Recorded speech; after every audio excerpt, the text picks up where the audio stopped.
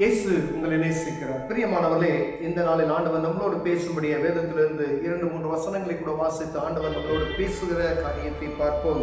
அது லூக்காவின் புஸ்தகம் 19வது அதிகாரம் 41, 42, 43 வசனங்கள் இப்படியாக சொல்லுகிறது. அவர் சமீபமாய் வந்தபோது நகரத்தை பார்த்து அதற்காக கண்ணீர் விட்டு அழுது, உனக்கு கிடைத்த இந்த நாளிலாயிலும் உன் சமாதானத்துக்கு ஏற்றவைகளை நீ அறிந்திருந்தையானால் நலமாயிருக்கும். இப்பொழுதோ அவைகள் உன் கண்களுக்கு மறைவாயிருக்கிறது. உன்னை சந்திக்கும் காலத்தை நீ அறியாமல் போனபடியால் உன் சத்துருக்கள் உன்னை சூழ மதில் போட்டு உன்னை வளைத்து கொண்டு எப்பக்கத்திலும் உன்னை நெருக்கி. பிரியமானவர்களே, ஆண்டவர் பவனியாய் வரும்பொழுது எருசலேமை பார்த்து அவர் கண்ணீர் விட்டு அழுது, உனக்கு கிடைத்த இந்த நாளிலாவது நீ உனக்கு கிடைத்த சமாதானத்துக்கானவைகளை நீ அறிந்தாயானால் நலமாயிருக்கும். ஆனால் நலமான நீ அறியாமல் உன் கண்கள் மறைக்கப்பட்டிருக்கிறதே என்று ஆண்டவர் சொல்லி, உன்னை மதில் சூழ்ந்து உன் எதிரிகள் உன்னை சூழ நெருக்கி, அதனுடைய காரியங்கள் பின்னாடி வாசித்து பார்த்தோம்னா ரொம்ப அந்த அந்த காரியங்கள் கடினமான காரியங்களாக இருக்கும். பிரியமானவர்களே, ஆண்டவர் ஒரு ஜனத்திற்காக ஆண்டவர் அவர் பிரயாசப்படுகிறது. ஒரு தேசத்திற்காய், ஒரு பட்டணத்திற்காய், நம்முடைய கிராமத்திற்காய் அவர் சொல்லுகிறதை பார்க்கணும். ஒரு குடும்பத்திற்காய், உங்க குடும்பம் இருக்குன்னு சொல்லுங்களேன், அந்த ஆண்டவர் அதை பார்த்து கண்ணீர் விட்டு அழுது, உனக்கு கிடைத்த இந்த நாளிலாவது நீ உன் சமாதானத்துக்கானவர்களை நீ தெரிந்து கொள்ள மாட்டாயா அப்படின்னு சொல்லி ஆண்டவர் நம்மளோடு பேசுகிறார். பிரியமானவர்களே, ஒருவேளை நம்ம ஆண்டவரை அறிந்த ஜனங்கள், அவங்களுக்கு தான் ஆண்டவர் சொல்றாரு.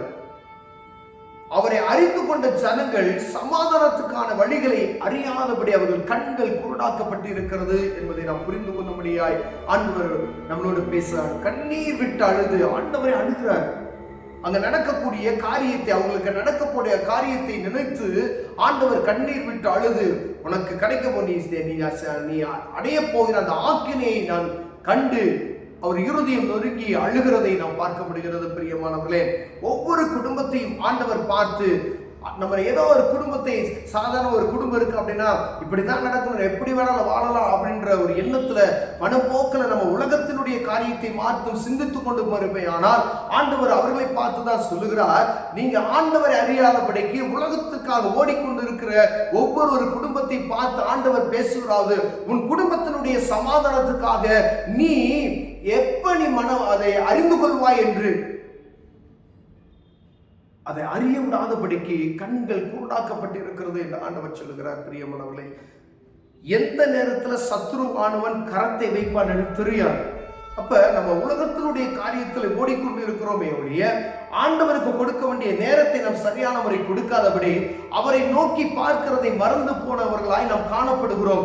அதற்காக எருசலேமை நோக்கி ஆண்டவர் கண்ணீரை செய்ய போகிற காரியங்கள், நீ பட போகிற பாடுகளை குறித்து ஆண்டவர் கண்ணீர் விட்டு அழுதார் என்று எழுதியிருக்கிறது. நம்ம குடும்பத்துல எப்படி ஆண்டவருக்கும் எனக்கும் நெருக்கடி, எப்படி எவ்வளவு நெருக்கம் இருக்கிறது, ஒவ்வொரு நாளும் வேத வாசிப்பு, குடும்ப ஜெபம் இருக்கிறதா வீட்டில் இருந்து பார்க்கும்படி ஆண்டவர் உங்களோடு என்னோடு பேசுகிறார். பிரியமானவர்களே, அவரை தேடுகிறோமா? அவரை தேடுகிறவர்கள் கண்டடைவார்கள் என்று வேதம் சொல்லுகிறது. ஒருவேளை நம்ம குடும்பத்தில் இருக்கக்கூடியவர்கள் ஒரு ஆண்டவர் ஒரு நகரத்துக்காய் அவர் மனஸ்தாபப்படுகிறதை நாம் பார்க்க முடிகிறது. அதே காரியத்தை முதல் நம்ம குடும்பத்திலிருந்து நாம் பார்க்கும்படி அழைக்கப்படுகிறோம். ஒரு தனிப்பட்ட மனிதனுடைய காரியத்திலிருந்து நம்ம பார்க்கும்படி அழைக்கப்படுகிறோம். ஏன் நான் இருக்கேன் அப்படின்னா நான் எதை செய்கிறேன், ஆண்டவருக்கும் எனக்கும் எவ்வளவு நெருக்கம் இருக்கிறது இதை பார்க்கும்படியே உங்களுக்கும் ஆண்டவருக்கும் இருக்க நெருக்கம், ஆண்டவருக்கும் உங்களுக்கு உள்ள பரிசுத்தா எப்படி உங்களோடு ஆண்டவர் உறவாடுகிறார் என்பதை பார்க்கும்படி ஆண்டவர் பேசுகிறார். ஒரு தனிப்பட்ட மனிதன், உங்களுக்கும் ஆண்டவருக்கு எப்படி நெருக்கம் இருக்கிறது, அவரோடு பேசுறீங்களா? நீங்க உலகத்தினுடைய காரியத்தில் ஓடிக்கொண்டு இருக்கிறோமே, உருவாக்கினவரை குறித்து நாம் என்ன சிந்தித்து வைத்திருக்கிறோம்?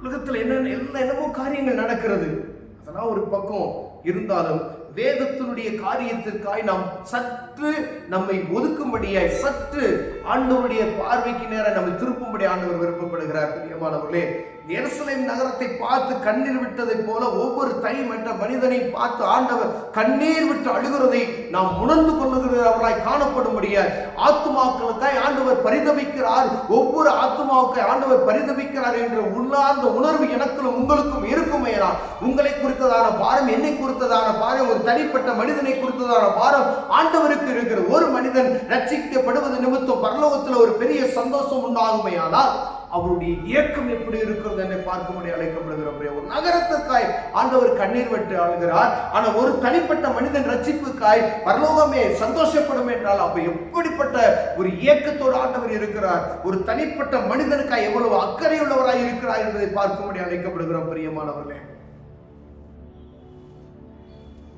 ஆண்டவர் உங்களோடு என்னோடு பேசிக் கொண்டு இருக்கிறார்.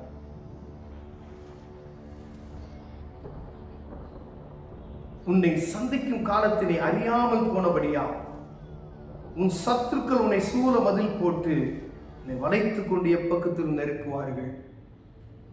ஒருவேளை திடீர்னு நம்மை சூழ்ந்து ஒரு பயங்கரமான நெருக்கம், திகில், என்ன செய்வது தெரியாது. எப்படி இந்த கடை வந்துச்சு, எப்படி இந்த பலவீனம் வந்துச்சு, எப்படி அப்பதான் நமக்கு அந்த ஒன்றும் செய்ய திகைத்து போய் அப்படியே நம்மை கண்ணீர் விட்டு அழுகக்கூடிய ஒரு சூழ்நிலைக்கு நேரம் நம்ம திருப்பம் பார்த்தீங்கன்னா அப்ப நம்ம ஆண்டவரை தேடுவோம். அப்பயும் அநேக பேர் தேடுகிறது கிடையாது.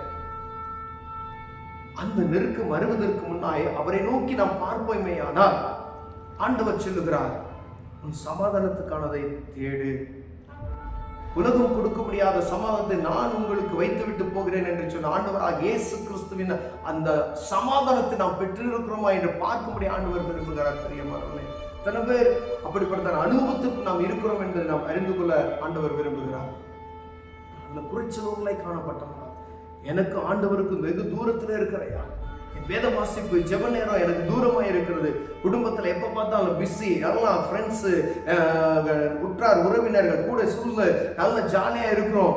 ஆனால் ஆண்டவருக்கு எவ்வளவு நேரம் நீங்கள் கொடுக்குறீங்க என்பதை பார்க்க முடியாது. இப்படிதான் வருவான் சத்துரு, எங்கும் மதில் போட்டு சூழ்ந்து ஒரு நேரத்துல அப்போ உதவி செய்வதற்கு உற்றார் உறவினர்கள் இருக்க மாட்டார்கள். அவர்கள் உன்னை பார்த்து ஏளனம் பண்ணுவார்களே ஒழிய உனக்கு உதவுவதற்கு ஆட்கள் இருக்காமல் போய்விடும். பிரியமானவர்களே, அவரையே நம்பி இருப்போமா என அவர் சகலத்தை மாற்றி அமைக்க வல்லமையுள்ளவராய் இருக்கிறார். கண்களை மூடி ஜெபம். அன்பின் தகப்பனே, உம்மை அறிகிற ஞானம், உமக்காய் நேரங்களை ஒதுக்குகிற ஒரு அனுக்கிரகத்தை எங்களுக்கு உண்டாக்கி தரும்படி இயேசுவின் நாமத்தில் ஜெபிக்கிறோம். ஜீவனுள்ள நல்ல பிதாவே, ஆமென், ஆமென்.